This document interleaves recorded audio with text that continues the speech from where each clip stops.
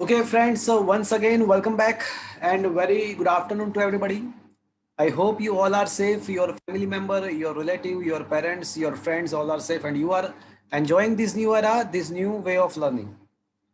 Friends, basically, we are discussing ray optics and in the different competitive examinations like a JEE, NEET, GUJSET, many questions are asked from this particular chapter. In fact, in the Gujarat board, your content, there are a weightage of this chapter is of 9 marks, and from this 5 marks MCQ, मतलब 5 MCQ इसमें से पूछने वाले आपके board के exam के अंदर. तो सोचो it is a very interesting, very important for the MCQ. ये CBSE वालों के लिए भी as a MCQ and SQ point of view बहुत ही इंपॉर्टेंट है. हमने 3-4 MCQ लास्ट सेशन में इसके डिस्कस किए थे. आज जो बाकी बचे, जो कुछ मैंने यहाँ पे सिलेक्टिव क्वेश्चन यहाँ पे मैंने लग के दिया हुआ है, तो कुछ MCQ हमने डिस्कस किए थे लास्ट टाइम और कुछ MCQ हम आज डिस्कस करेंगे. और कुछ सेल्फ लर्निंग के लिए, सेल्फ लर्निंग में भी बहुत ही अच्छे अच्छे MCQ मैंने आपको दिए हैं सॉल्व करने के लिए. आई थिंक आपने सॉल्व किया होगा, वो भी इसके बाद हम डिस्कस करेंगे. तो फ्रेंड्स, हमने, आप देख सकते हो आपके स्क्रीन पे कि हमने लास्ट में 5 MCQ तक डिस्कस किया था. So let's start solving from the next questions. So friends,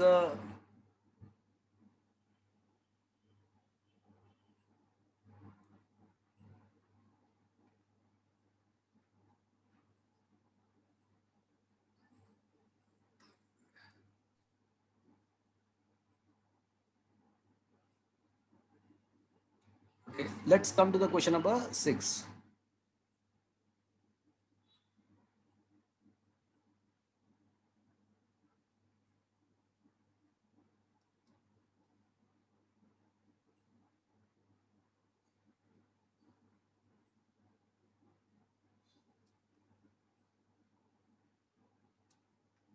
Okay. So what is written? The refractive index for the 4 medium is shown in the figure. And it is also mentioned in the question that ray AB and ray DE are parallel to each other. यहाँ पे ऐसा दिख रहा है, ऐसा लिखा हुआ है कि रे AB and ray BD are parallel to each other. तो AB एंड BD DE जो है वो पैरेलल है. तो यहाँ पे 𝜃1 एंड 𝜃4, 𝜃1, 𝜃3 एटसेट्रा के बारे में क्या कह सकते हैं? तो friends, as per the Snell's law, आप सबसे पहले सरफेस पे अगर आप स्नेल्स लॉ अप्लाई करेंगे तो 𝜃1 sin 𝜃1 is equals to 𝜃2 sin 𝜃2 होगा. बट जो एंगल ऑफ इंसिडेंट आपका यहाँ पे फॉर्म होगा वही एंगल ऑफ इंसिडेंट आपका यहाँ पे वापस से फॉर्म होगा, बिकॉज यहाँ पे जितना एंगल फॉर्म होगा वही एंगल यहाँ पे होगा. तो अगर दूसरे सरफेस पे अगर आप स्नेल्स लॉ अप्लाई करेंगे तो वहाँ पे आप फॉर्मूला अप्लाई कर सकते हैं 𝜃2 sin 𝜃2 is equals to 𝜃3 sin 𝜃3. तो 𝜃2 sin 𝜃2 is equals to 𝜃3 sin 𝜃3 and so on. अब कोई और मीडियम आ रहा है तो is equals to I can say 𝜃4 sin 𝜃4. As you know, Snell's तो क्या बता रहा है कि eta sine theta is equals to constant. तो याद करो फ्रेंड्स, अगर PV is equals to constant होता है Boyle's law, PV is equals to constant, तो हम क्या लिख सकते हैं? P1 V1 is equals to P2 V2 is equals to P3 V3. Similarly ये ईटा साइन थीटा कांस्टेंट है स्नेल्स लॉ में, तो 𝜃1 sin 𝜃1 is equals to 𝜃2 sin 𝜃2 etcetera. अब यहाँ पे हमको है ना फर्स्ट एंड फोर को कंपेयर करना चाहिए. क्यों? बिकॉज हमको क्वेश्चन में ऐसा दिया हुआ है कि फर्स्ट मीडियम में जो रे ए बी है एंड फोर्थ मीडियम में जो रे डी ई है वो दोनों पैरेलल है. तो मतलब अगर A B and D parallel है तो उसका मतलब ऐसा हुआ कि 𝜃1 जो ए बी है वो रे मीडियम 1 के अंदर है, उसका एंगल 𝜃1 होगा, और जो डी ई है वो फोर्थ मीडियम में है तो वहाँ पे जो एंगल होगा वो 𝜃4 होगा. बट ये दोनों पैरेलल है, इसके वजह से क्या होगा कि 𝜃1 एंड 𝜃2 4 बिकम्स इक्वलाइज्ड. तो ये दोनों कैंसिल हो जाएंगे. So that is why I can say that it is should be a eta1 should be equals to eta4. Is that clear friends everybody? Yes sir.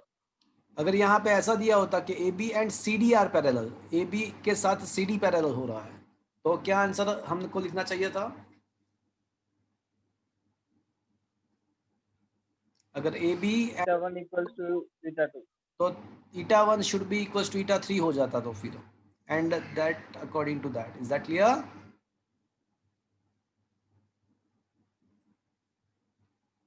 चलो क्वेश्चन नंबर 7 पे आते हैं. तो लिखा है कि depth of a well is 5.5 and its refractive index is 1.33.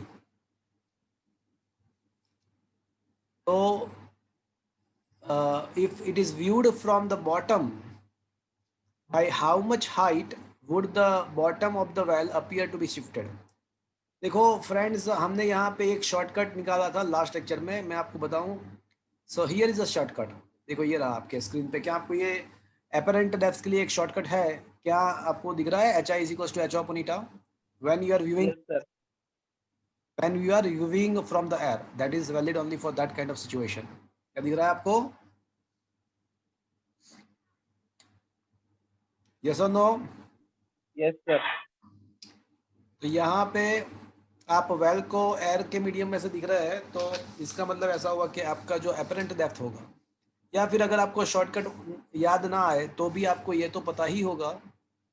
अगर by the case आपको शॉर्टकट याद नहीं आ रहा है तो ये तो पता ही होगा कि H I upon H O is equals to eta upon eta, where in the denominator eta object and in the numerator eta observer.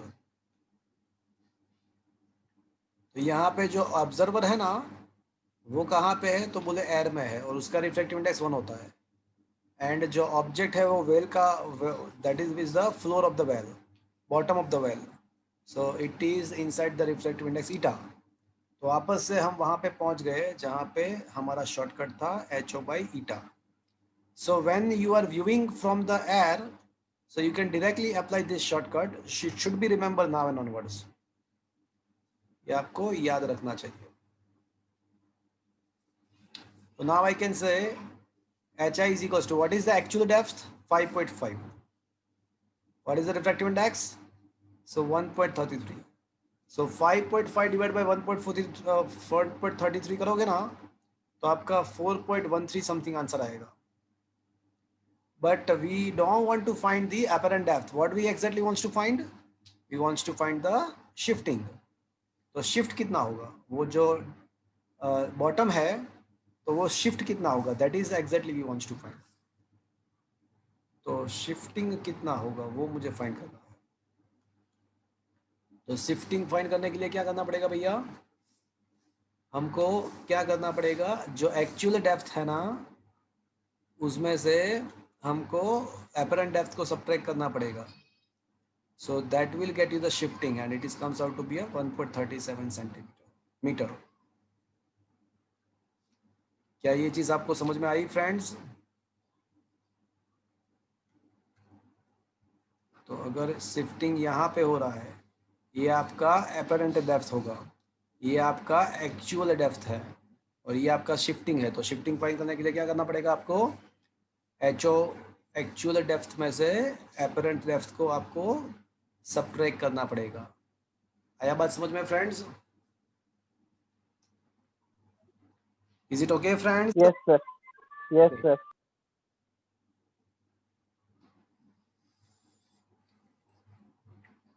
चलो question number 8. If the tube length of an astronomical telescope is a 105 centimeter and magnifying power is a 20 for the normal setting, then the focal length of the objective is. Okay. So actually telescope microscope अभी हमने discuss नहीं किया है, but मैं आपको बता दूं कि जो मैग्नीफाइंग पावर, देखो ये थ्योरी तो हमने डिस्कस नहीं किया है,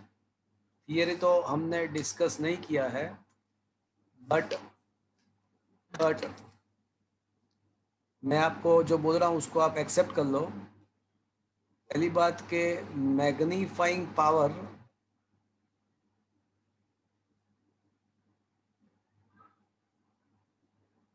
of a telescope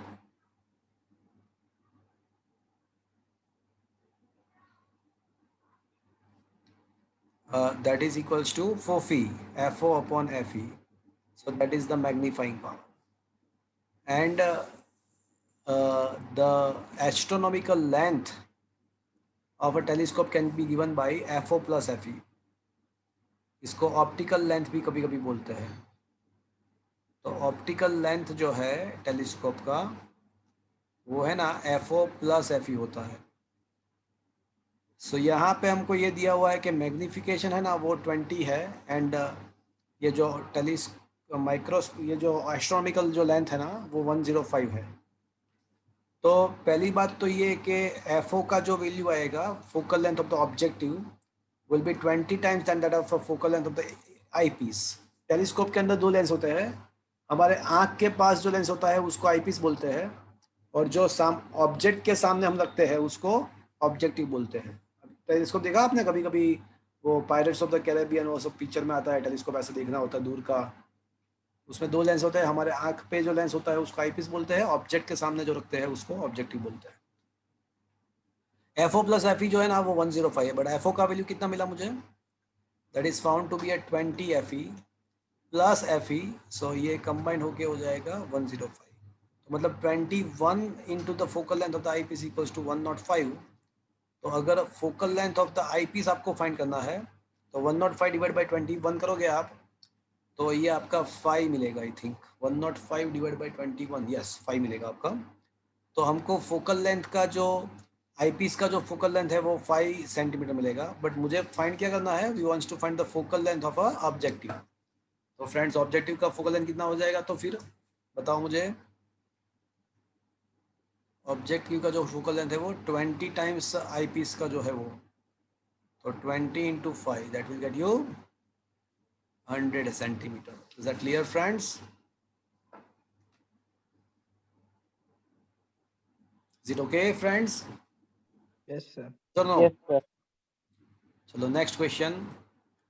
A focal length of a thin lens made from the material having refractive index 1.5 is at 20 centimetre. मतलब कुछ लिखा नहीं है तो ऑटोमेटिकली ये जो लेंस का फोकल लेंथ होगा वो कौन से मीडियम के अंदर होगा, कुछ लिखा नहीं है तो Air. एयर के मीडियम के अंदर। तो एयर के मीडियम के अंदर उसका फोकल लेंथ 20 है। अब उसको हम लिक्विड के अंदर डालेंगे, लिक्विड का रिफ्रैक्टिव इंडेक्स 1.33 है। तो what is the new focal length? तो फ्रेंड्स याद करो, मैंने ये क्वेश्चन करा दिया है आपको, और ये आपके टेक्स्ट बुक में भी है एज ए न्यूमेरिकल। मैंने अलग से भी कराया है कि एयर के अंदर अगर रिफ्रैक्टिव इंडेक्स FA है तो अगर उसको पानी में ले जाते हैं, और अगर पानी का रिफ्रैक्टिव इंडेक्स एग्जैक्टली 4/3 होता, 4/3 एग्जैक्टली, तो what will be the new focal length? किसी को पता है, याद है शॉर्टकट? 4 times. याद है किसी को shortcut? F in water is equals to 4 times than F in air, याद है? If eta for of lens का अगर रिफ्रैक्टिव इंडेक्स 1.5 होता एंड वाटर का अगर 4/3 लेते तो एग्जैक्टली 4 टाइम्स आता।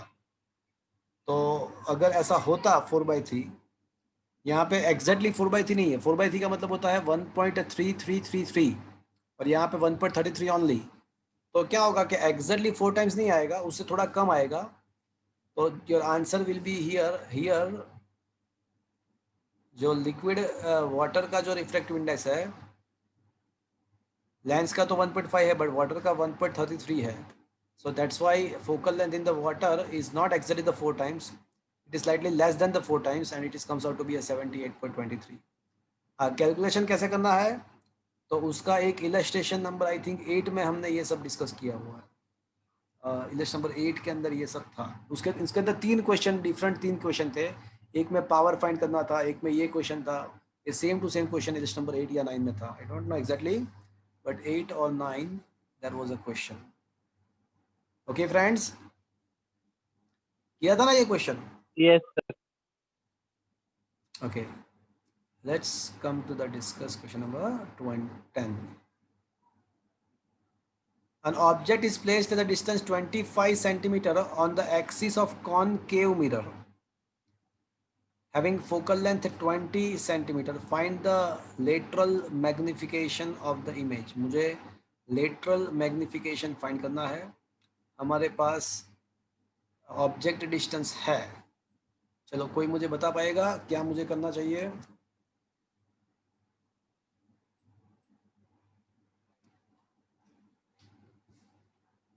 बताएगा कोई?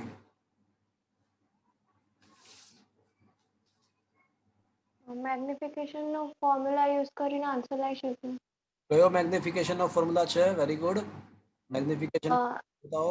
હા, f upon f minus u. Very good. So magnification in the case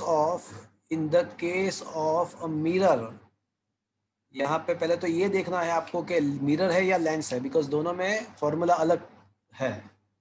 तो मिरर की बात है तो यू कैन अप्लाई फफू F upon U F minus U. हाँ, एक चीज आपको यहाँ पे याद रखना है कि if it were a lens then the answer should be फू बट पॉजिटिव. ओके, बट यहाँ पे मिरर ही है तो एफ अपॉन एफ माइनस. यहाँ पे ऑब्जेक्ट डिस्टेंस कितना है? पहले तो ये बताओ कौन सा वाला लेंस है? कॉनकेव मिरर कौन सा है? कॉनकेव है या कॉन्वेक्स है? तो कॉनकेव है. तो मुझे ये बताओ कॉनकेव मिरर के लिए फोकल लेंथ पॉजिटिव लेना चाहिए या नेगेटिव लेना चाहिए? Negative. नेगेटिव. तो फोकल लेंथ जो है वो 20 है, but that should be taken -20. F के बदले minus. And object distance obviously negative ही होता है, तो minus minus plus 25. So finally आपका जो आंसर आएगा वो -20 अपॉन +5. -20 + 25 तो 5 बचेगा. तो आपका जो मैग्निफिकेशन आएगा वो एग्जैक्टली -4 आएगा. Is it understood friends? Yes, sir. समझ में? तो पहले तो देखो यहाँ पे इस टाइप के क्वेश्चन में दो तीन चीज आपको समझनी है. सबसे पहले तो ये देख लो कि ये लेंस है या मिरर है, पहले वो आइडेंटिफाई करो. उसके बाद ये पता करो कि ये कौन सा वाला है, कॉनकेव है या कॉन्वेक्स है. उसके बाद जाके आपको सॉल्व करना है. Is it okay friends? Yes, sir. अच्छा, यहाँ पे अगर टाइप ऑफ इमेज पूछा होता, टाइप ऑफ इमेज पूछा नहीं है वैसे, तो क्या आता बताओ? नेगेटिव मिला, इसका मतलब क्या हुआ? Inverted.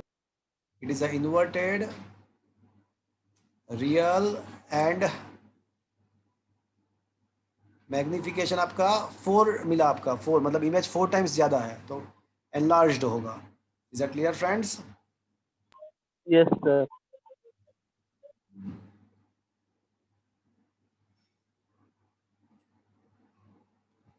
चलो next question. focal length of a equiconvex lens in the air is equal to either of its radius of curvature. Then what should be the refractive index of the material? तो friends इक्विकॉन्वेक्स lens है, उसका जो focal length है ना वो कोई एक curvature के जितना ही है और अभी वो एयर के अंदर है. तो what is it's refractive index? चलो, तो पहली बात के ऐसा दिया गया है कि जो हमारे पास जो लेंस है वो पहले तो वो इक्विकॉन्वेक्स है, नंबर 1. दूसरी बात, उसका जो फोकल लेंथ है ना वो एग्जैक्टली आर जितना है, ऐसा दिया हुआ है.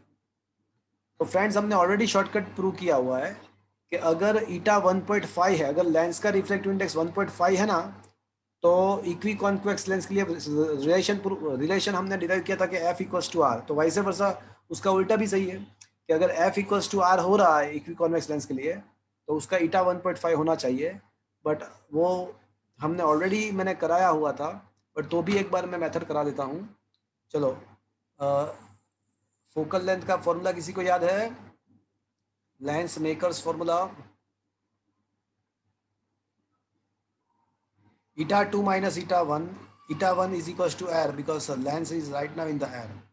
ईटा 2 माइनस ईटा 1 अपॉन ईटा 1, 1 upon R1 minus 1 upon R2। Okay, लिख दिया। चलो अब यहाँ पे फ्रेंड्स मैंने आपको समझाया था, सिखाया था कि लेंस जो होता है ना, उसका एक साइड का अगर आपको फोकल लेंथ मेज़र करना है तो आपको उसके ऑप्टिकल सेंटर से, मतलब उसके जो सेंटर से, उसके जियोमेट्रिकल सेंटर से आपको राइट साइड जाना पड़ेगा C1 डिटरमाइन करने के लिए।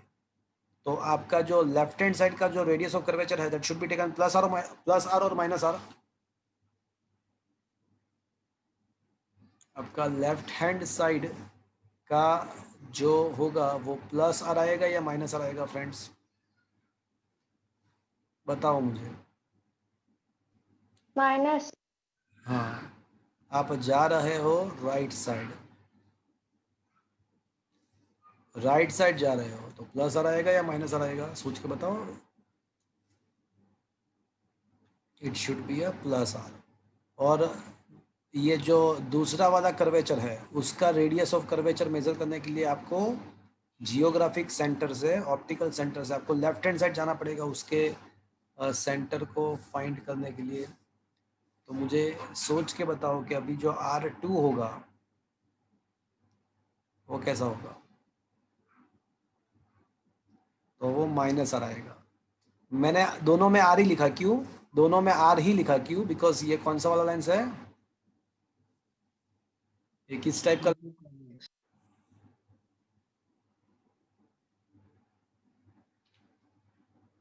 ये जो है ना वो इक्वी कॉन्वेक्स लेंस है। तो दोनों साइड्स के उसका जो कर्वेचर होगा वो सेम ही होगा। अब यहाँ पे क्वेश्चन में भी दिया हुआ है कि जो फोकल लेंथ है ना वो एग्जैक्टली आर ही है। ईटा मुझे फाइंड करना है, आसपास एयर का मीडियम ही है, ऐसा क्वेश्चन में दिया हुआ है। R1 is a plus R, R2 is a minus R, तो माइनस माइनस प्लस हो जाएगा। तो finally 1 upon R is equal to eta minus 1 into 2/r। So friends R get cancelled, get cancelled, तो ये हो जाएगा 1/2 is equal to eta minus 1। Eta minus 1 is equal to 1/2, तो eta is equal to 1 plus 1/2 will get you 3/2, 1.5। Is that clear friends? क्या ये बात पता चली आपको? Yes, sir.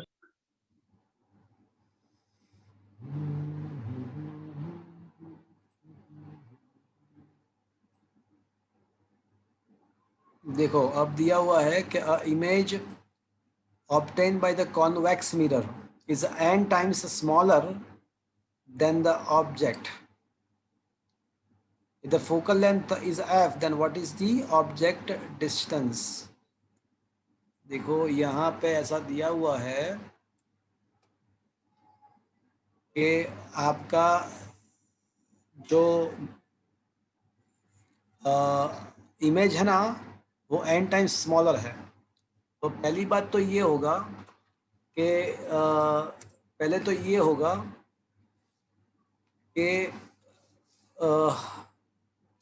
मैग्निफिकेशन जो होगा ना वो 1/n आएगा, because image is n times smaller. Smaller का मतलब मैग्निफिकेशन, इमेज डिमिनिश्ड है, तो मैग्निफिकेशन 1 से कम होगा, 1/n होगा। बट यहाँ पे एक चीज़ आपको समझना है कि आपको ये मैग्निफिकेशन प्लस भी हो सकता है, नेगेटिव भी हो सकता है। तो मुझे सोच के बताओ कि ये जो मैग्निफिकेशन होगा वो पॉजिटिव होगा या नेगेटिव होगा। It may be positive, it may be negative, but उसको स्पेसिफिकली मुझे बताओ कि ये मैग्निफिकेशन पॉजिटिव लेना चाहिए या नेगेटिव लेना चाहिए। कोई बता पाएगा मुझे? कोई बता पाएगा?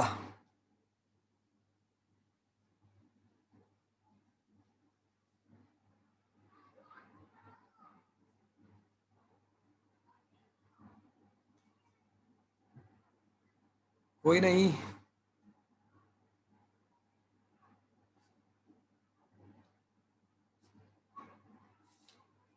Positive. वाई?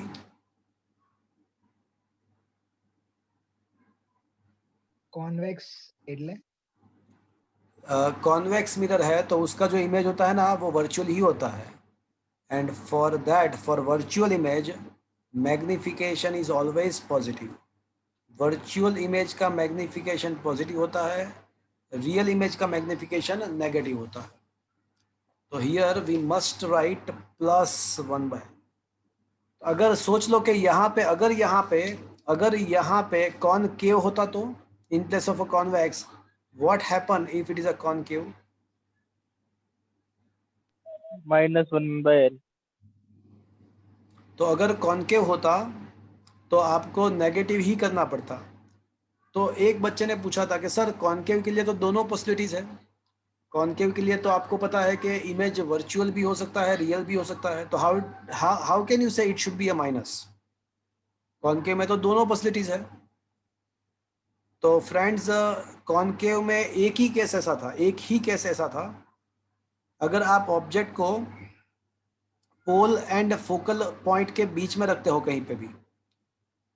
मेरी बात ध्यान से सुन लो, कॉनकेव मिरर की बात कर रहा हूँ मैं। कॉनकेव मिरर के अंदर अगर आप ऑब्जेक्ट को पोल एंड फोकल पॉइंट के बीच में कहीं पे रख दो, तो जो उसका इमेज आएगा वो आपका वर्चुअल होगा। Otherwise for every cases, otherwise for all the cases image is a real. But एक ही केस ऐसा है कि जिसमें इमेज वर्चुअल प्रोड्यूस होता है कॉनकेव मिरर के लिए। कहाँ पे? पोल एंड फोकल पॉइंट के बीच में कहीं पे। बट ऐसा भी पता है हमको, अगर नहीं पता है तो मैं आपको बताऊं कि कॉनकेव में एक ही केस ऐसा है कि जिसमें इमेज वर्चुअल प्रोड्यूस होता है और वो ऑलवेज एनलार्ज्ड ही होता है। मतलब कॉनकेव के द्वारा जो वर्चुअल इमेज प्रोड्यूस होता है वो ऑलवेज एनलार्ज्ड ही होता है। Virtual image produced by concave लिखना हो तो लिख दो, virtual image formed by a concave mirror is always enlarged. तो यहाँ पे तो इमेज डिमिनिश्ड है, तो ये डिमिनिश्ड इमेज है, तो इसका मतलब ऐसा हुआ कि अगर कॉनकेव मिरर होता एंड डिमिनिश्ड इमेज होता तो that must be a that image must be अ कैसा होना चाहिए? तो फिर इमेज रियल। रियल होना चाहिए। मतलब उसका अगर तो उसका मैग्निफिकेशन आपको नेगेटिव लेना ही पड़ता। तो क्या मैंने जो बोला आपको समझ में आया फ्रेंड्स? Yes sir. अगर यहाँ पे कॉनकेव लिख देते तो आपका पूरा क्वेश्चन चेंज होता था, उसका आंसर भी चेंज हो जाता। यहाँ पे आपको -1/n लिख के आपको आगे बढ़ना पड़ता। चलो, अब मैग्निफिकेशन तो हमको पता ही है। मिरर के लिए मैग्निफिकेशन का फॉर्मूला क्या है? फफू। लेंस होता तो f/f+u लिखते। इसका मतलब NF is equals to F - u। तो -u को सब जगह इक्वेशन बना दो, तो ये हो जाएगा NF - f। तो इसका मतलब ऐसा हुआ कि -u जो होता है ना, वही तो मोड u होता है, वही तो मोड u होता है। f कॉमन तो n - 1। सो आपका ऑब्जेक्ट डिस्टेंस का जो वैल्यू रहेगा वो f इंटू n - 1 होगा। ऑब्जेक्ट डिस्टेंस का जो वैल्यू रहेगा वो आपका f इंटू n-1 रहेगा।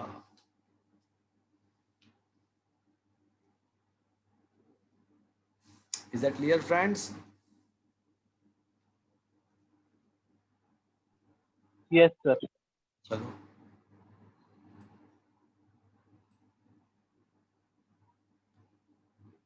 Question number 13। For the thin plano convex glass lens, plano convex lens है, दिया हुआ है कि हमारा जो लेंस है ना वो प्लेनो कॉन्वेक्स है।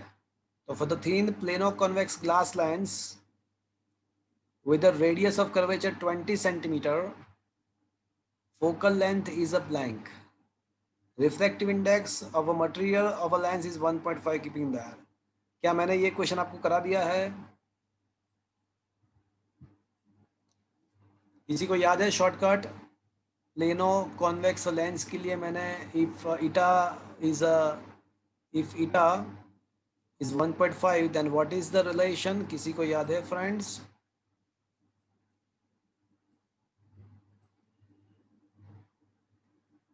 प्लेनो कॉन्वेक्स के लिए, अच्छा, यू फॉरगेट अबाउट दैट, कोई बात नहीं। तो फ्रेंड्स, फिजिक्स के अंदर थोड़ा साथ साथ में काम करो तो आपके लिए बहुत ही अच्छा रहेगा। देखो, focal length, whenever the word focal length is there, you have to start from the lens maker's formula। Eta 2 minus eta 1 upon eta 1 1 upon r1 minus 1 upon r। But हमारा जो लेंस है ना वो प्लेनो कॉन्वेक्स है, मतलब एक side से plane है और दूसरे साइड से कॉन्वेक्स है। तो मुझे सोच के बताओ कि अगर एक साइड से प्लेन है और उसका रेडियस ऑफ कर्वेचर मैं r1 बोल देता हूँ, दूसरे साइड का रेडियस ऑफ कर्वेचर मैं r2 बोलता हूँ, तो r1 should be equals to, infinite. तो r1 should be equals to infinite and r2 should be equals to plus r और minus r। r Plus. Measure करने के लिए आपको लेफ्ट हैंड साइड जाना पड़ेगा ऑप्टिकल सेंटर से स्टार्ट करके। तो अगर आप माइनस है। हाँ, अगर R2 मेजर करने के लिए आपको लेफ्ट हैंड साइड जाना पड़ेगा, मतलब R2 should be taken minus R। चलो, is it okay friends? Yes sir. तो अब 1 अपॉन एफ क्या होगा? तो ईटा 2 का वैल्यू 1.5 है, ईटा 1 1 है, 1 अपॉन R1 जो है ना वो इनफाइनाइट है, and minus minus plus 1 upon R होगा। सो फ्रेंड्स, ये मैंने वैसे तो कराया था, बट एक बार फिर से मैं आपको बोल देता हूँ। 1.5 माइनस 1 मतलब 0.5, 0.5 मतलब 1/2, 1 अपॉन इनफाइनाइट तो 0 होता है, तो 1 अपॉन R बचेगा। तो मतलब मैंने आपको ये इक्वेशन प्रूव करके दिया था। तो फ्रेंड्स, अभी जो मैं बोल रहा हूँ उसको ध्यान से सुन लो और उसको हमेशा याद रख दो। And the important result is for mirror. अगर मिरर की बात करते हो तो उसका जो फोकल लेंथ होगा ना वो r/2 होगा, number 1। Number 2, for equi convex lens f is equals to r। For equi concave lens f is equals to minus r। हाँ, considering that refractive index of a lens is eta, eta of lens is a 1.5, for that particular this is a valid। For plano convex, for plano convex lens f is equals to 2r, and for plano concave lens f is equals to minus 2r। So these are the results। हाँ, but ये सब के लिए हम ऐसा मान के चलेंगे कि लेंस का जो रिफ्रैक्टिव इंडेक्स है वो 1.5 है। यहाँ पे हमको दिया हुआ है कि radius of a curvature is 20 centimetre. चलो, radius of a curvature 20 centimetre है, तो मुझे अब ये बताओ कि what should the focal length. तो focal length would be equals to 2r। तो यहाँ पे 20 2 40 centimetre should be the answer. Is that clear friends? Yes, sir.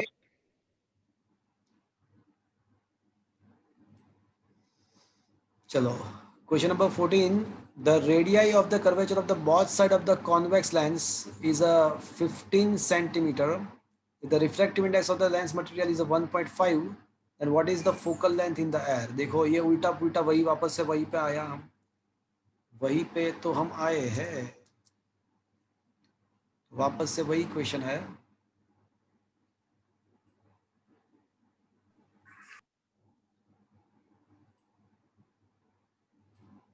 Okay, so friends, once again हम यहाँ से स्टार्ट करेंगे। 1 upon F is equals to eta 2 minus eta 1। आसपास का medium air का है, तो 1 upon air, eta 1 is equals to air ही लिख देंगे, मतलब 1 ही लिख देंगे। 1 upon R1 1 upon R2। But अभी वापस से दोनों साइड्स का जो कर्वेचर है वो सेम है, तो याद करो friends, R1 should be taken plus R and R2 should be taken, if you remember, R2 should be taken minus R।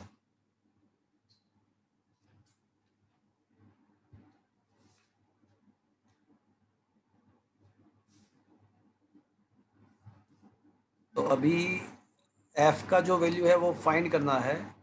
Eta 1.5 minus 1/1, 1/R1 plus R, 1/R2 minus R, तो minus minus ये plus हो जाएगा। तो finally फ्लैंड क्या होगा कि 1/F is equals to 0.5 मतलब 1/2 into 2/R, तो 1/R ही बचेगा। तो वही तो मैं बता रहा था कब का कि अगर इक्वी कॉन्वेक्स लेंस है, दोनों साइड से रेडियस ऑफ कर्वेचर सेम है, तो we can prove F equals to R। वो ऑलरेडी हमने प्रूव किया हुआ था। तो ये 15 सेंटीमीटर ही आंसर आएगा और the equiconvex lens F equals to R। R अगर 15 दिया हुआ है तो F भी आपका 15 ही होगा। Is it okay friends? Yes, sir. Yes, sir. Question number 15. A ray of light incident normally on the surface of a equilateral prism made by the material having refractive index 1.5. Then what is the angle of deviation? मुझे angle of deviation find करना है। चलो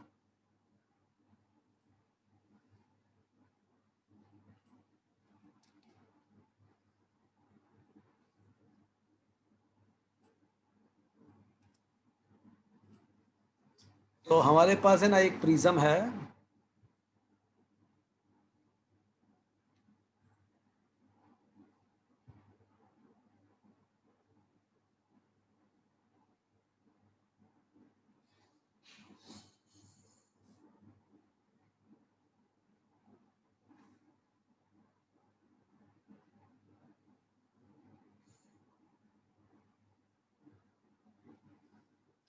so friends prism है हमारे पास।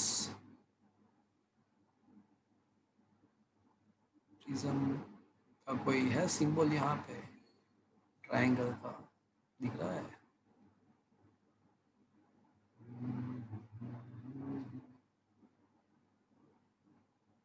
जाने दो। Okay, so actually we have a prism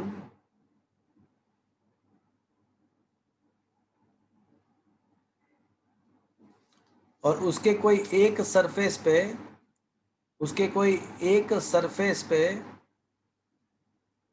जो रे है ना वो नॉर्मली इंसिडेंट हो रहा है। तो कोई मुझे बताएगा what is the angle of incident here? वो नॉर्मली इंसिडेंट हो रहा है कोई सरफेस, 0. तो उसका एंगल ऑफ इंसिडेंट 0 होगा, बिकॉज वो नॉर्मल इंसिडेंट हुआ तो नॉर्मल के साथ उसका एंगल 0 होगा। तो as a angle of incident is 0, तो फिर यहाँ पे मुझे बताओ कि ये नॉर्मल एंटर हुआ तो एंगल ऑफ इंसिडेंट 0 है, तो यहाँ पे एंगल ऑफ रिफ्रैक्शन भी 0 होगा। ये इक्विलेटरल प्रिज्म है, 60 डिग्री होगा। तो कोई मुझे बताएगा यहाँ पे कितना फॉर्म होगा? तो फिर 30. 30 डिग्री। तो दूसरे सरफेस पे एंगल ऑफ इंसिडेंट कितना होगा? Angle of incident 150. कितना? 60 मतलब 60 डिग्री। तो अभी यहाँ पे दूसरे सरफेस पे एंगल ऑफ इंसिडेंट है ना वो 60 डिग्री है। अब यहाँ पे दो चीज पॉसिबल है। कोई मुझे बताएगा what is which two thing is possible here? Refraction and TIR. तो यहाँ पे दो चीज हो सकती है। जब रे डेंसर मीडियम में से रेयरर मीडियम में जा रहा है तो एक चीज ये हो सकती है कि it is bent away from the normal, और दूसरा ये हो सकता है कि टोटल इंटरनल रिफ्लेक्शन हो, ऐसा भी पॉसिबल है। टोटल इंटरनल रिफ्लेक्शन हो ऐसा भी पॉसिबल है। तो यहाँ पे मुझे चेक करना पड़ेगा कि हमारा जो एंगल ऑफ इंसिडेंट है वो क्या क्रिटिकल एंगल से ज़्यादा है या कम है। अगर हमारा जो इंसिडेंट एंगल 60 डिग्री है वो अगर क्रिटिकल एंगल से ज़्यादा है तो फिर क्या होगा? Total internal reflection. तो फिर टोटल इंटरनल रिफ्लेक्शन होगा। तो इसके लिए पहले मुझे क्रिटिकल एंगल फाइंड करना पड़ेगा। Sine C is equals to 1 eta, तो 1.5 ईटा का वैल्यू 1.5 है, तो ये हो जाएगा आपका 0.6667, 0.6667। तो इसके लिए अगर आप सी फाइंड करोगे ना तो 42 डिग्री मिलेगा आपको। तो हमारा जो एंगल ऑफ इंसिडेंट 60 डिग्री है, तो क्या वो क्रिटिकल एंगल से ज़्यादा है? Yes it is. Then what happened? Total internal reflection. तो फिर टोटल इंटरनल रिफ्लेक्शन हो जाएगा, और टोटल इंटरनल रिफ्लेक्शन जो होगा ना वो उसी एंगल पे होगा, जितने एंगल पे रे इंसिडेंट हो रहा है उसी एंगल पे वो रिफ्लेक्ट होगा, तो वो नॉर्मल ही बाहर निकल के आएगा। अब सोचो कि रे का जो एक्चुअल डायरेक्शन था ये था, तो that is the actual direction, और वो गया ऐसे, तो मतलब इतना क्या हुआ इसका, ये इसका क्या हो गया, डेविएशन। डेविएशन। तो कितना मिलेगा डेविएशन, तो भैया यहाँ पे 30 डिग्री है, बिकॉज सामने का जो एंगल है वो 30 है, तो यहाँ पे भी, और ये भी 30 होगा, तो डेविएशन कितना मिलेगा मुझे। 60 degree. This are good question, is it understood friend? Sir અહીંયા રે ઓફ લાઇટ લખ્યું છે તો જેમ થિયરી ના પ્રમાણે કે વેવલેન્થ પ્રમાણે ક્રિટિકલ એંગલ બદલાતો રહે એટલે રિફ્રેક્ટિવ ઇન્ડેક્સ, તો એવી રીતે ક્રિટિકલ એંગલ બી બદલાય, તો સર આમાં બધી रे ऑफ मोनोक्रोमेटिक लाइट यहाँ पे आपको समझना है, व्हाइट लाइट नहीं, रे ऑफ मोनोक्रोमेटिक लाइट मतलब एक ही वेवलेंथ वाला लाइट, ओके। ઓકે સર और उसके लिए मुझे 1.5 दिया हुआ है, पर्टिकुलरली दैट रे, ઓકે સર ओके। बाकी आपका यस सर का बात एकदम जेन्यून है कि सर ये जो प्रिज्म का रिफ्रैक्टिव इंडेक्स होता है वो तो वेव के इंसिडेंट रे के वेवलेंथ के ऊपर डिपेंडेंट है, सही बात है। तो अलग अलग वेवलेंथ अगर इंसिडेंट कराओगे तो सबके लिए वो 1.5 नहीं होगा, बट यहाँ पे जो क्वेश्चन दिया हुआ है उसमें हम दो अजम्पशन करेंगे। एक अजम्पशन ये है कि हमारा इंसिडेंट जो रे है वो मोनोक्रोमेटिक है, मतलब एक ही वेवलेंथ का है, और उसी वेव दूसरा अजम्पशन उसी वेवलेंथ के लिए हमको रिफ्रैक्टिव इंडेक्स 1.5 दिया हुआ है। Is that clear? Yes sir okay,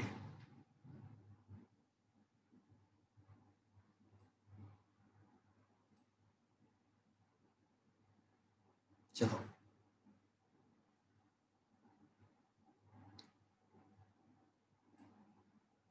तो for the right angled prism ray 1 is incident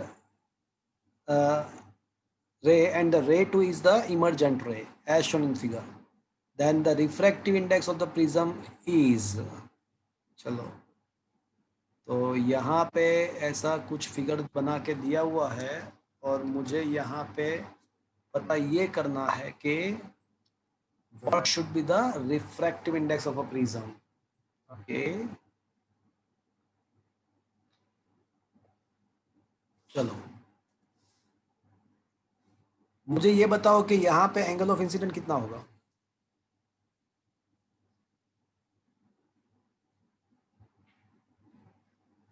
बताओ। यहाँ पे नॉर्मल के साथ जो एंगल होता है उसको एंगल ऑफ इंसिडेंट बोलते हैं, तो ये रहा आपका नॉर्मल, और यहाँ पे जो एंगल बनेगा वो एंगल ऑफ इंसिडेंट कितना बनेगा, 45. क्रिटिकल 90 डिग्री है, ये 45 डिग्री है, तो ये भी 45 होगा, तो अगर ये कितना होना चाहिए तो फिर 45 45। तो एक चीज तो कंफर्म्ड है कि ये जो 45 डिग्री है that must be a critical angle, because then and then it experience the total inter reflection, तो ही वो इंटरनल रिफ्लेक्शन करेगा, कर तो रहा है, इंटरनल रिफ्लेक्शन तो कर रहा है, तो उसका मतलब ऐसा हुआ कि ये 45 degree must be greater than critical angle. Am I right friends? अरे यस सर तो can I say sine 45 degree is a greater than sine C? Sine is a increasing function in the first quadrant. Maths वालों के लिए ये लिखना चाहिए, biology वालों के लिए चलेगा, बायोलॉजी को ऐसा समझना है कि दोनों साइड मैंने साइन को साइन से मल्टीप्लाई किया, बट मैथ्स वालों को मुझे बताना चाहिए कि ये साइन इंक्रीजिंग फंक्शन है, इसलिए ये जो अनइक्वालिटी है वो चेंज नहीं होगा। अगर साइन डिक्रीजिंग फंक्शन होता तो अनइक्वालिटी चेंज हो जाता। Am I right friends? Yes sir okay, तो sine 45 greater than sine C. अब साइन 45 तो 1/√2 होता है, and that is greater than sin c। sin c तो याद करो, according to theory it is eta 1/eta। am I right friends? is it okay friends? Yes, sir. Yes तो इसका मतलब ऐसा हुआ कि √2 must be less than eta और eta must be greater than √2, so the minimum value of the eta should be a √2। तो यहाँ पे मिनिमम रिफ्रैक्टिव इंडेक्स ऐसा मेंशन करना चाहिए या फिर यहाँ पे इज ग्रेटर देन ऐसा कुछ होना चाहिए इक्वेशन। तो क्या फ्रेंड्स ये पता चला आपको? Yes sir. It is a good question. चलो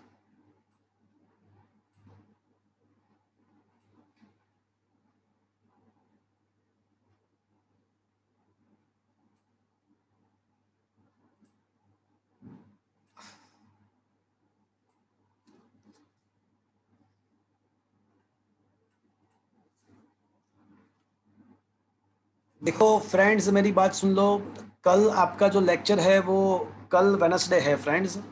तो कल संतोष सर जो लेक्चर देंगे वो आपका सेल्फ लर्निंग मतलब JEE का लेक्चर नहीं है, रेगुलर ही लेक्चर है। कल वेनसडे आपका रेगुलर लेक्चर ही है, JEE का नहीं है। उसमें संतोष सर आपको सेल्फ लर्निंग के MCQs कराएंगे, बहुत ही अच्छे MCQ है, that is equal to JEE NEET session. तो don't miss the lecture, Santosh sir सारे क्वेश्चन कराएंगे। Either you can attend the lecture in 12:30 to 2 o'clock और 2 to 3:30। लिंक वही आपको ओपन करना है संतोष सर का।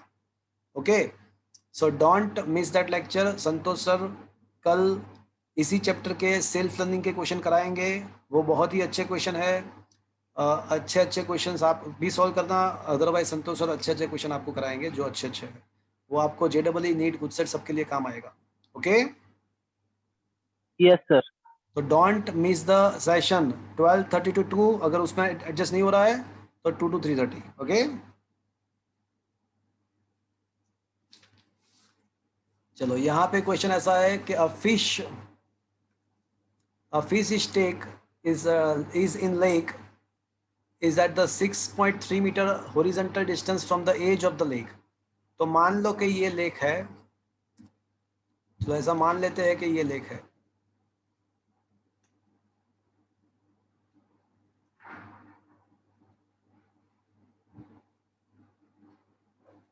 और this is the edge of a lake, जहाँ पे सरफेस जमीन का सरफेस स्टार्ट हो रहा है, और यहाँ पे एक ट्री है। कहीं दूर जब दिन ढलता है, और यहाँ पे हियर इज अ फिश। तो फ्रेंड्स ऐसा लिखा हुआ है कि if it is just able to see the tree, the fish is just able to see the tree का मतलब क्या होगा? इसका मतलब जस्ट यहाँ पे जो लिखा हुआ है उसका मीनिंग ऐसा होगा कि यहाँ पे जो एंगल फॉर्म होगा वो एग्जैक्टली कितना होगा?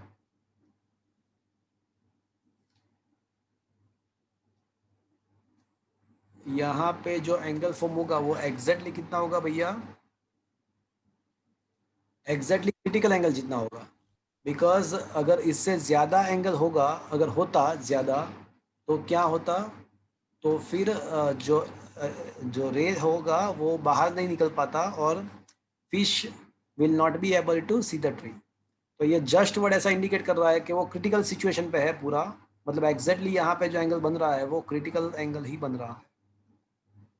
मुझे यहाँ पे हॉरिजॉन्टल डिस्टेंस दिया गया है, ये जो डिस्टेंस है वो हॉरिजॉन्टल डिस्टेंस है, वो मुझे दिया गया है।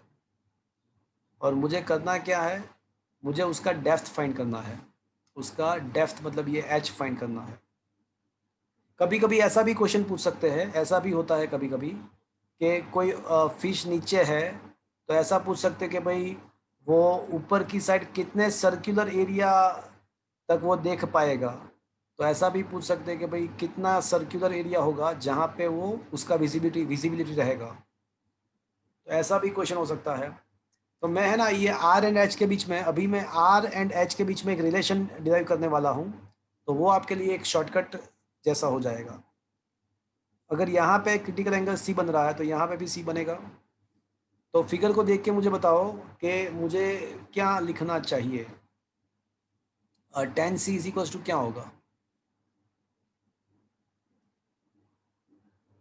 अरे भाई, R upon H. Okay, very good. Now as per the theory, what is the sin c as per the theory? 1 upon eta, 1/8। right friends? तो सोचो अगर साइन सी 1 अपॉन ईटा है तो ये साइन सी 1 अपॉन ईटा अगर आप करते हो अपोजिट साइड अपॉन हाइपोटेनियस, तो उसका एडजेसेंट साइड जो हो जाएगा ना वो ईटा स्क्वायर माइनस 1 हो जाएगा। तो from that I can say tan c must be equals to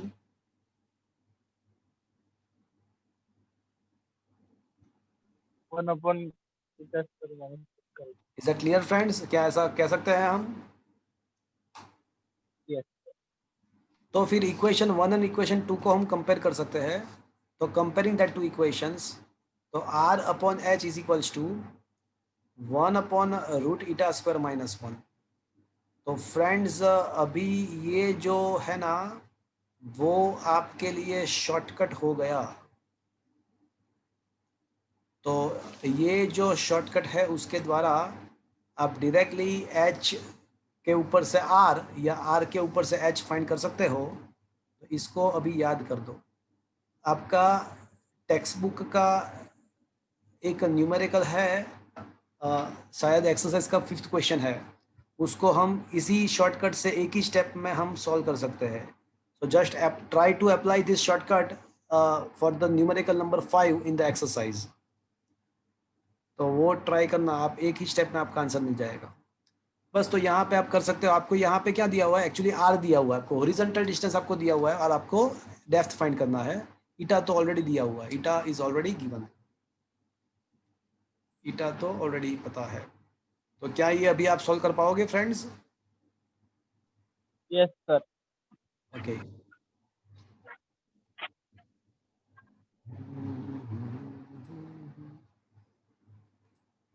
चलो, अब ऐसा क्वेश्चन है कि an air bubble in the glass slab of a refractivity is 1.5 is 5 centimeter deep when viewed from one face and 2 centimeter deep from when viewed from the opposite face. What is the thickness of a slab? Slab का thickness क्या होना चाहिए?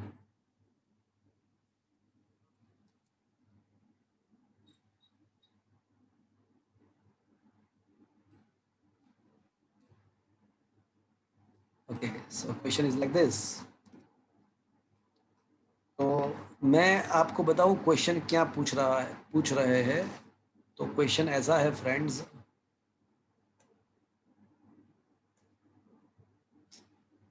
एक है ना ये वाला एक ऐसा एक स्लैब है और स्लैब में एक बबल है। स्लैब के अंदर यहाँ पे एक बबल है और अगर उसको ऊपर से देखते हैं ना तो उसका एपरेंट डेप्थ जो है ना वो ये एपरेंट डेप्थ है 5 सेंटीमीटर है, और नीचे से देख रहे हैं तो उसका एपरेंट डेप्थ जो है ना वो 2 सेंटीमीटर है। तो मैं एक काम करता हूँ, मैं ना एक्चुअल डेप्थ फाइंड कर लेता हूँ। दोनों साइड से एक्चुअल डेप्थ हम फाइंड कर लेंगे तो उन दोनों का एडिशन जो है वो मुझे क्या मिल जाएगा? एक्चुअल डेप्थ अगर मैं फाइंड कर लेता हूँ तो उन दोनों का एडिशन मुझे क्या मिलेगा? क्या वो मुझे थिकनेस मिल जाएगा स्लैब का? Yes, sir. तो आपको पता है वो रिलेशन क्या था? Apparent depth is equals to actual depth upon eta, याद है आपको? तो एक्चुअल डेप्थ अगर आपको फाइंड करना है तो उसका उल्टा सोचना पड़ेगा, एपरेंट डेप्थ इनटू ईटा। तो friends actual depth h1 is equals to hi1 into eta and h2 is equals to hi2 into eta. तो अभी थिकनेस ऑफ द स्लैब जो है वो आपका क्या हो जाएगा फ्रेंड्स?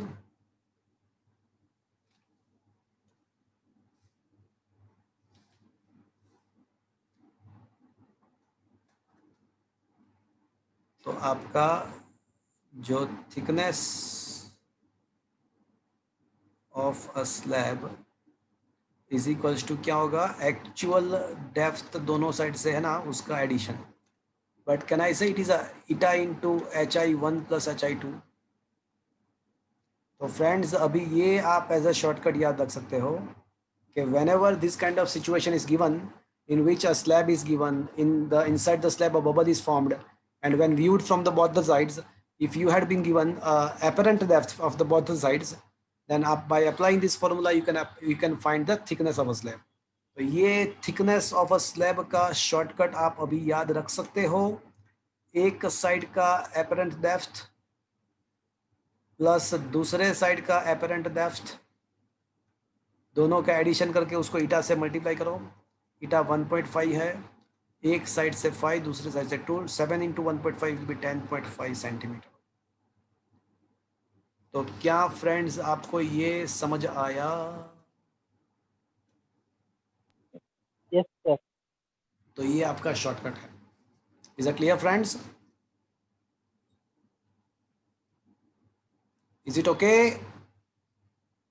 अरे हाँ के ना तो। Yes sir. चलो क्वेश्चन ऐसा है कि a liquid of refractive index eta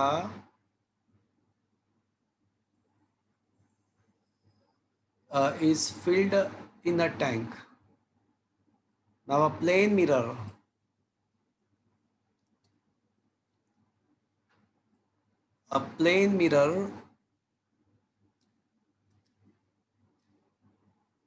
kept at the bottom of the tank.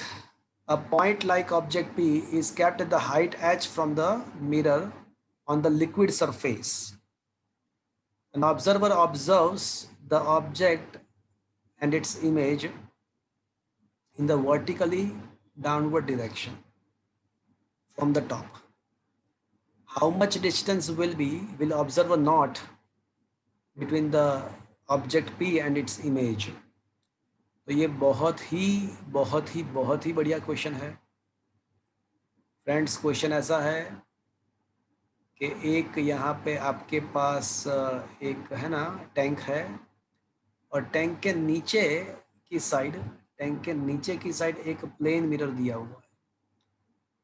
Eight the bottom of the tank there is a plane mirror. तो यहाँ पे एक प्लेन मिरर रखा हुआ है, और क्या किया ये है कि यहाँ पे एक पॉइंट P, वहाँ पे ऑब्जेक्ट यहाँ पे रखा हुआ है, मतलब फ्लोट कर रहा है कहीं किसी हिसाब से, और ये मिरर है।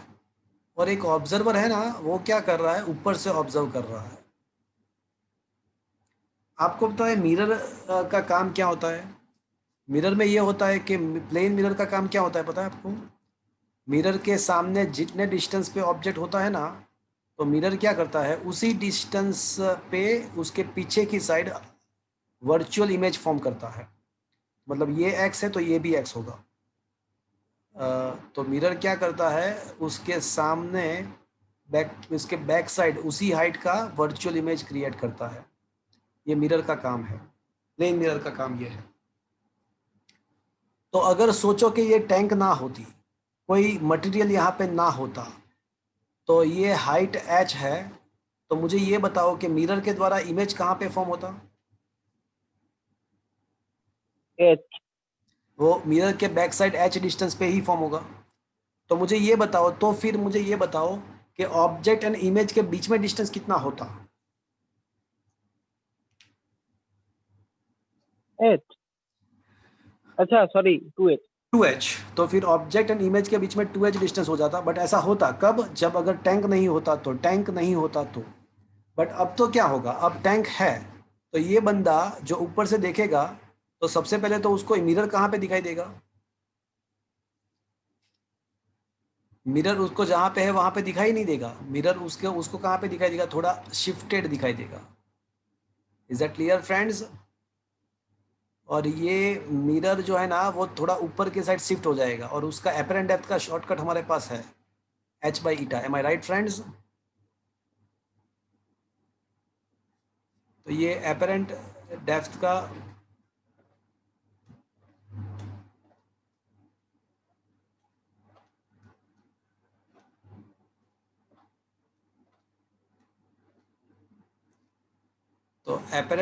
का तो शॉर्टकट हमारे पास है h/eta। तो अब मैं ऐसा कह सकता हूं कि ये ऑब्जेक्ट के लिए अब मिरर से जो डिस्टेंस है वो h नहीं रहेगा, because of this tank material the object distance will comes out to be h/eta। तो फिर उसका इमेज भी कितने डिस्टेंस पे फॉर्म होगा भैया? उतने ही डिस्टेंस पे फॉर्म होगा, बिकॉज प्लेन मिरर का काम तो वही है कि जितने डिस्टेंस पे ऑब्जेक्ट है उसी डिस्टेंस पे वो इमेज बनाएगा। तो अब मुझे बताओ कि the distance between the image and object क्या होगा?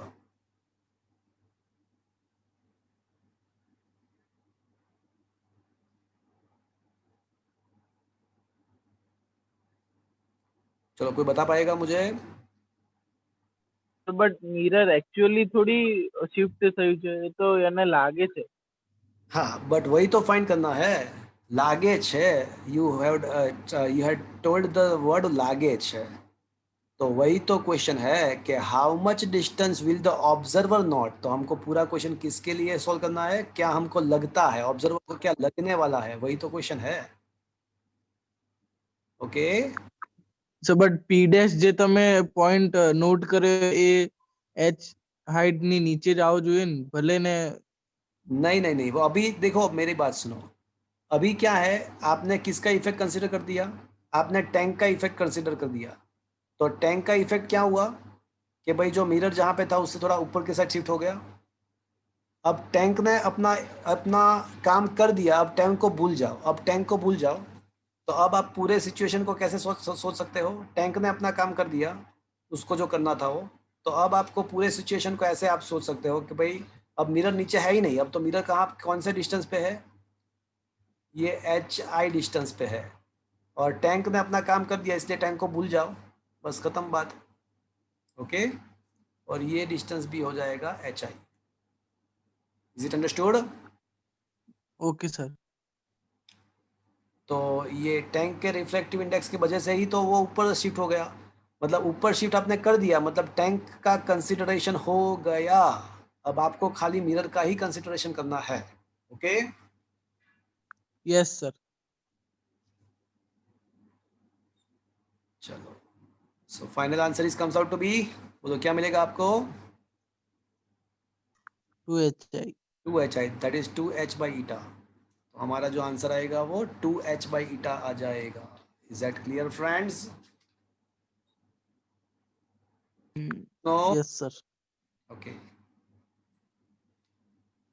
चलो question number 20.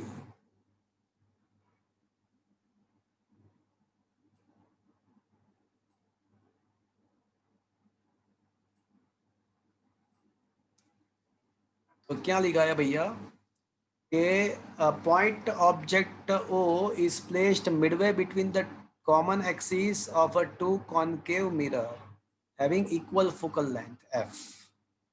The final image is also formed at the same position. दिया हुआ है कि final image is formed at the where the object is placed. What should be the separation between the two mirror? चलो कोई देखो, मुझे ये करना है. क्वेश्चन ऐसा है कि जहाँ पे ऑब्जेक्ट है वहाँ पे ही इमेज फॉर्म करना है. तो दोनों मिरर के बीच में डिस्टेंस कितना होगा? तो फ्रेंड्स हम ऐसा कर सकते हैं, ऐसा मान सकते हैं. Centre of curvature. Okay, centre of curve. अगर ये हम ऐसा मान ले कि ये जो है ना वो दोनों मिरर का सेंटर ऑफ कर्वेचर है, ऐसा मान ले, तो दोनों मिरर के द्वारा जो इमेज फॉर्म होगा वो एग्जैक्टली वहाँ पे ही होगा. मैं राइट फ्रेंड्स? हाँ बोलो. Yes sir. तो फिर दोनों मिरर के बीच में डिस्टेंस कितना होगा? 2C. हाँ, 2 into 2F. C का मतलब 2F. है मैं राइट फ्रेंड्स? हाँ मतलब 4F. तो बट 4F. तो क्या ऑप्शन ये में भी नहीं. ऑप्शन 4F है? नहीं. नहीं है. तो मतलब ये हमने जो सोचा वो सही तो था, बट ऑप्शन के साथ मैच ना किया. ऑप्शन के साथ उसका मैच ना हुआ, मतलब नहीं मैच हुआ. तो अब कुछ और सोचना पड़ेगा. तो एक काम करते हैं, मैं ऐसा सोचता हूँ, चलो ऐसा मान लेता हूँ टेम्पररी कि ये है ना फोकल पॉइंट है. ऐसा अगर मान लेते हैं कि ये फोकल पॉइंट है, तो फोकल पॉइंट में से जो रे निकलेगा बाहर, वो रिफ्लेक्ट होके कहाँ पे जाएगा, कैसे हो जाएगा? तो बोले वो रिफ्लेक्ट होके है ना प्रिंसिपल एक्सिस के पैरेलल हो जाएगा. और यहाँ पे दूसरे मिरर में क्या होगा, प्रिंसिपल एक्सिस के पैरेलल एंटर हुआ तो वो कहाँ पे रिफ्लेक्ट होके कहाँ पे जाएगा? फोकल लेंथ पे आ जाएगा. वही चीज़ यहाँ पे भी होगा. तो फिर अब दोनों मिरर को मिला के फाइनली इमेज वापस से कहाँ पे आ जाएगा? फोकल पॉइंट पे. वहाँ पे ही आ जाएगा. तो ये पॉसिबिलिटीज भी है. तो अब दोनों मिरर के बीच में डिस्टेंस कितना है ऐसा सोच सकते हैं? 2F. 2f, मतलब both answers are possible, both 4f and 2f are possible, but according to the options we should write the 2f. Is that clear friends? Yes sir. आया बात समझ में?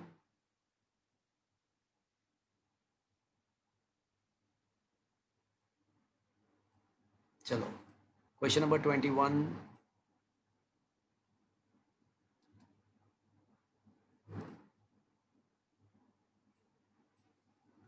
A ray is incident at an angle I on the surface of a prism with a very small prism angle A and emerges normally from the opposite surface.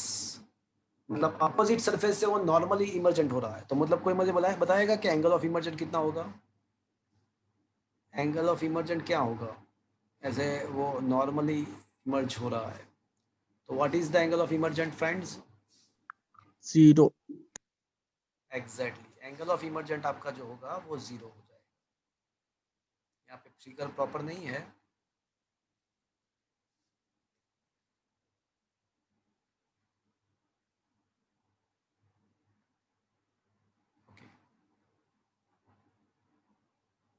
Okay, तो ये जो होगा ना वो प्रॉपर फिगर रहेगा. ये dark thick dark ले लो. अच्छा, तो यहाँ पे एक चीज़ तो कंफर्म्ड है कि आपका एंगल ऑफ इमर्जेंट जो है ना वो 0 रहेगा, because of that R2 is also going to be 0.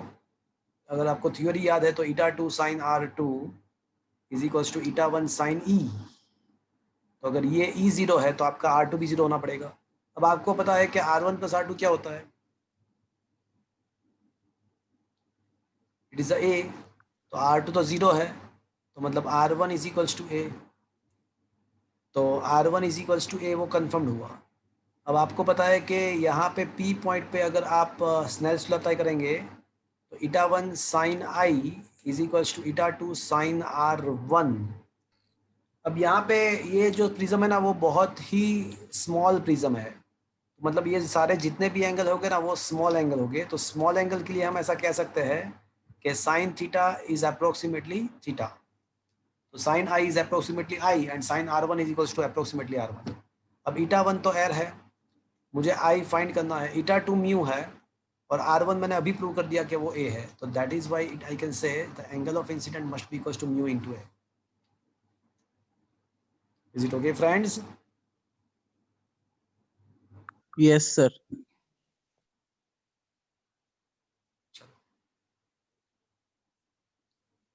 Question number 22. Which of the following responsible for the glittering of the diamond? Diamond glitter करने के लिए कौन रिस्पॉन्सिबल है भैया? Total internal reflection. तो वो आपको ऑलरेडी पता है कि total internal reflection is the phenomenon which is responsible for the glittering of the diamond. Already knows. Question number 20.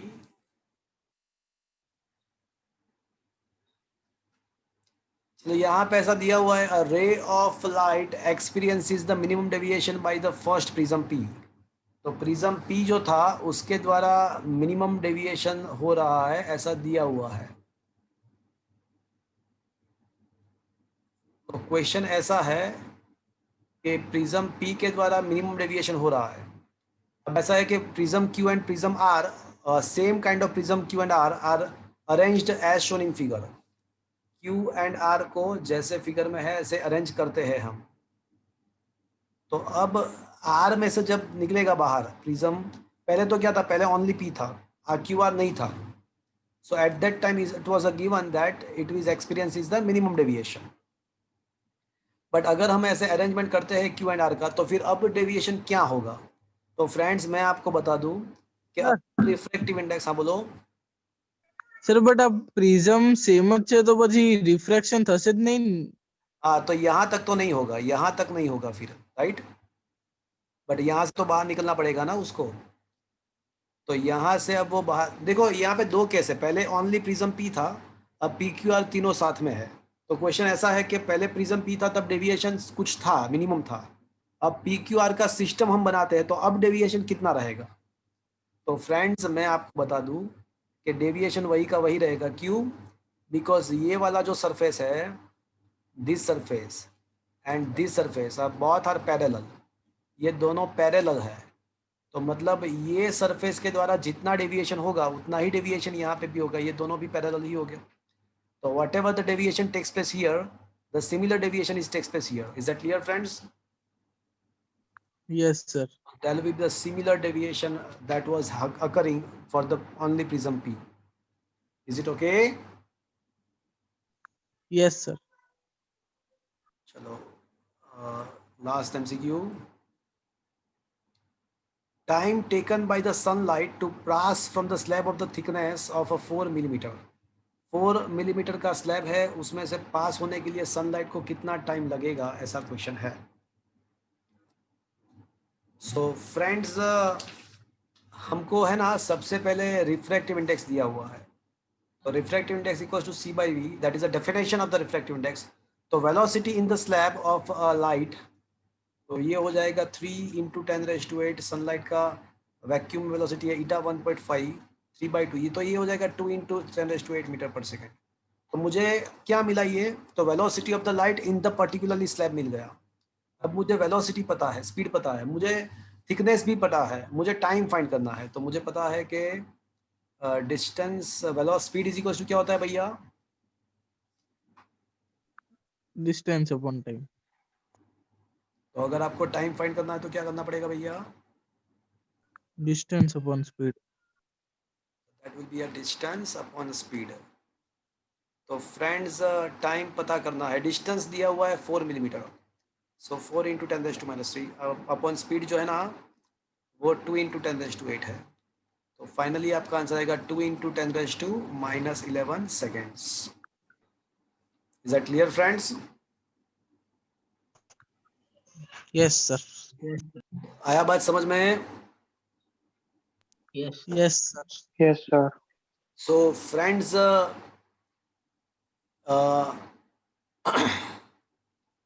ये जो मैंने कुछ चॉइसेस्ट क्वेश्चन यहाँ पे जो थे वो मैंने डिस्कस किए। अब मैंने कुछ सेल्फ लर्निंग भी आपको दिया हुआ है, नोट्स असाइनमेंट दिया हुआ है। Please friends don't miss the tomorrow's lecture. Tomorrow lecture will be taken by the Santosh sir. You have to open the same link. I am also going to send this link today in your WhatsApp. You have to open the same link for the Santosh sir, and please do attend this lecture because Santosh sir is going to discuss a very good questions of a self learning that is very much helpful for the GUJSET, JEE, NEET as well as your board examinations. Please do attend this lecture. Okay friends? तो आज का session में यहाँ पे ख़त्म कर रहा हूँ। इसके स्क्रीनशॉट मैं आपको भेज दूंगा। मेरा जो थर्सडे का लेक्चर आएगा उसमें मैं चैप्टर नंबर 10 नया चैप्टर वेव ऑप्टिक्स में स्टार्ट करने वाला हूँ। Please don't miss.